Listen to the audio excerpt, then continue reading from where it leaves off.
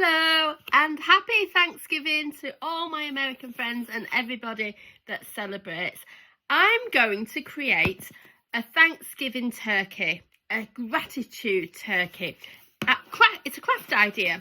So we're starting with some scissors and some cardboard. You will need a paper plate. You may find it useful to have some different coloured paper, but you don't have to. You could have some pens. And I've got some oil pastels as well, just here. So you can start with the paper plate. So we're going to cut the paper plate in half. This is going to be the turkey's feathers.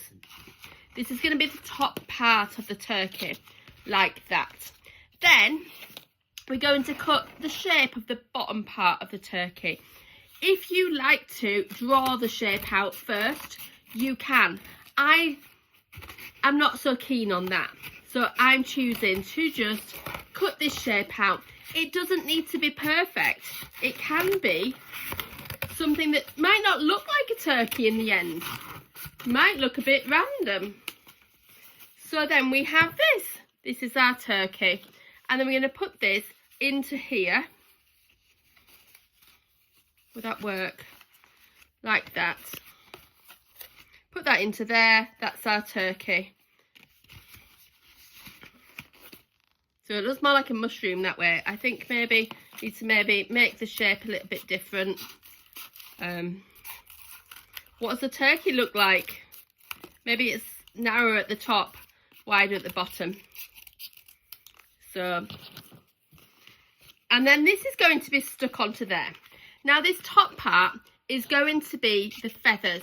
So each section, I'm cutting the section into little feather things here, and I'm going to choose to colour these in some way.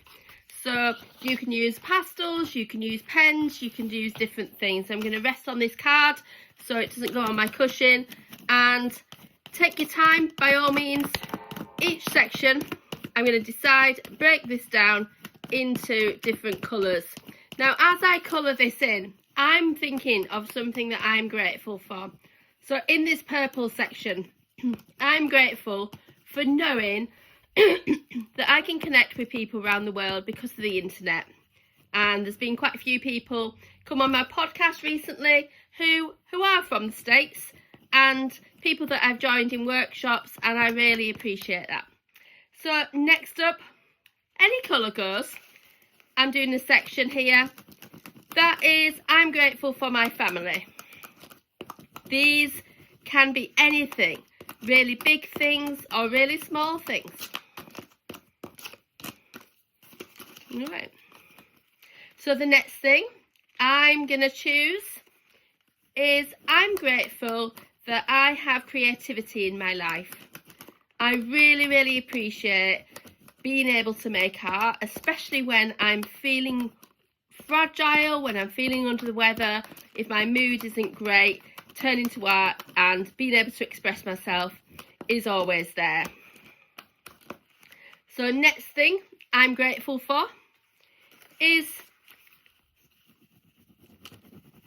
having lots of opportunities.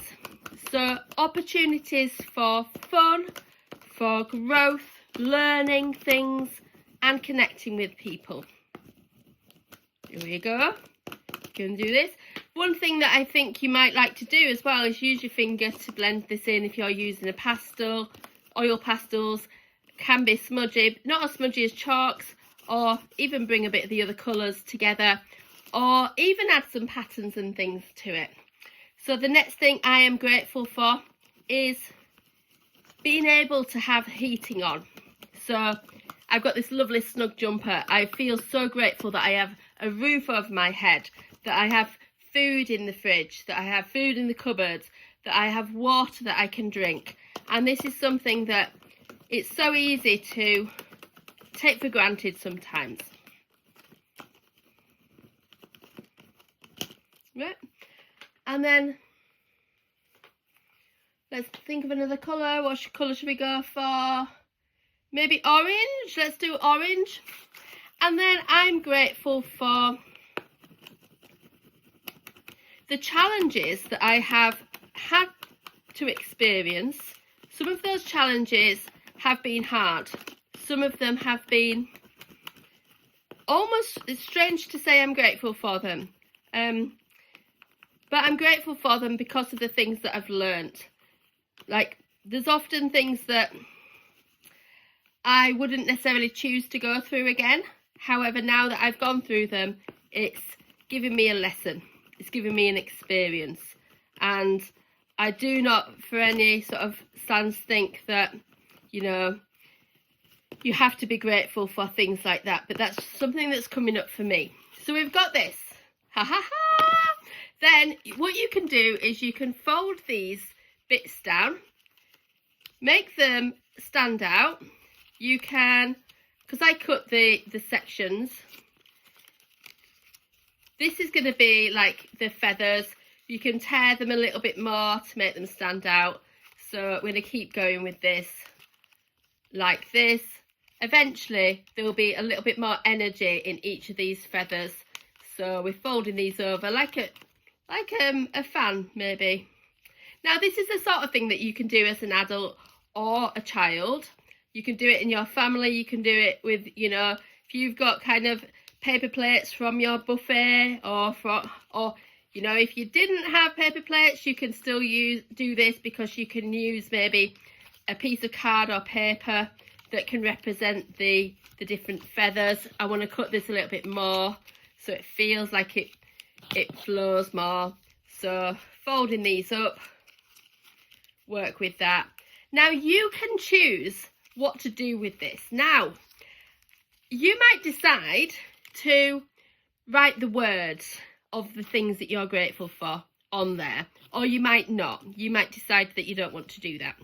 So then I need to find my turkey body.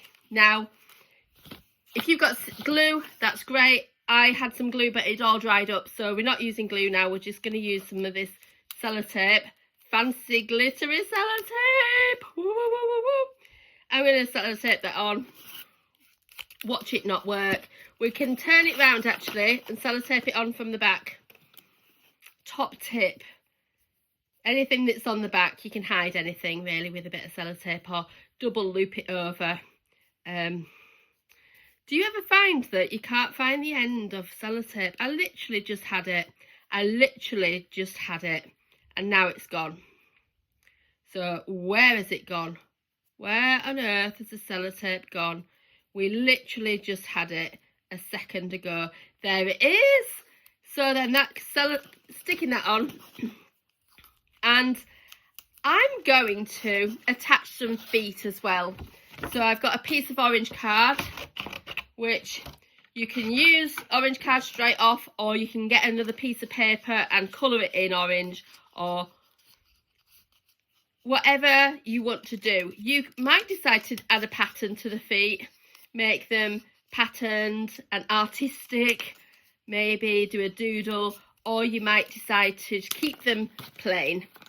So we're going to use the sellotape again and attach that to the back, like a little